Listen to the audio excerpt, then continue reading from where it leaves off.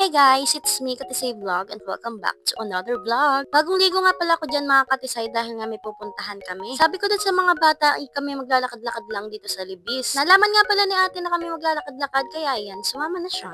Pinapraktis nga pala namin spray ang lumakad dahil nga isang taon. Nagamit na nga ni Freya itong binili lang para nga masanay na siya paglalakad. Maigi na lang at magandang panahon at hindi tagulan. Saan kaya kami aabot nito? Tara!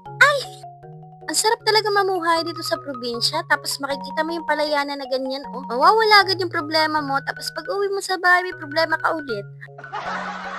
Marami na nga palang nakakapansin na unti-unti na akong lumiliit dahil simula na nagtrabaho si Lablab sa Batangas ay ako'y nag-start na mag-diet. Kaya lang naman ako nagbabawas dahil nga gusto ko na rin magbuntis. Dahil nga sabi ng OB kailangan ko daw magbawas para nga makabuo na. At ilang taon na rin naman kami ni Lablab at saka ilang taon na rin ako. Kaya yun, kailangan ko talaga. At mahihirapan na din daw magbuntis pagdating ng 30. Kaya kailangan ko talagang mag-diet at para din sa amin yun. Mapapansin ninyo dyan mga katisay na nagpakalong na si Freya dahil nga napagod na nga agad. Kasama ko nga pala yung nanay nila ni Freya tapos nga si Aliona at ni Albridge. At ang akala pa nga din ni ate ay dito lang kami sa kalapitan. Hindi niya alam ay kami pupunta sa kabilang libis. Salitan nga pala kami din ni ate magbuhat kay Priya dahil nga napakabigat na. Nakit pang batang ito at nag-hi pa.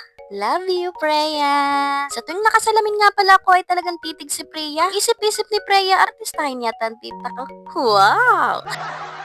Pag pinaharap mo talaga si Freya dito sa camera ay talagang marunong na. So ba namang may titang panay lagi sa camera nakatingin? O siya, aking ibibigay ulit kay ate. At mangalay din, Iya, ikawa naman yung bata at tumambling na dito sa palayanan. Nakaabot na nga pala kami dito sa kabilang libis. Isa ninyo dito mga katisay, iyon yung bahay namin. Di ba ga, napakalayo. Sunday nga din pala niyan mga katisay dahil nga iyan yung rest day ko. At yun, nandito na nga kami sa tindahan at nag-akit na nga itong mga bata. Napalaban na naman sa bayarin si ate. Ay sana na lang daw hindi siya sumama. Bayan ka tuloy.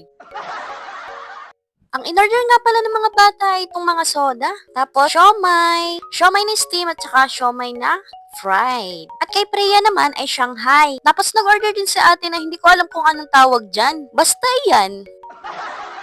Busog na ang mga bata at yan. Pauwi na kami at baka daw makapunta pa na Evars. Ayan, mayayari na naman tong mami nila. Hala.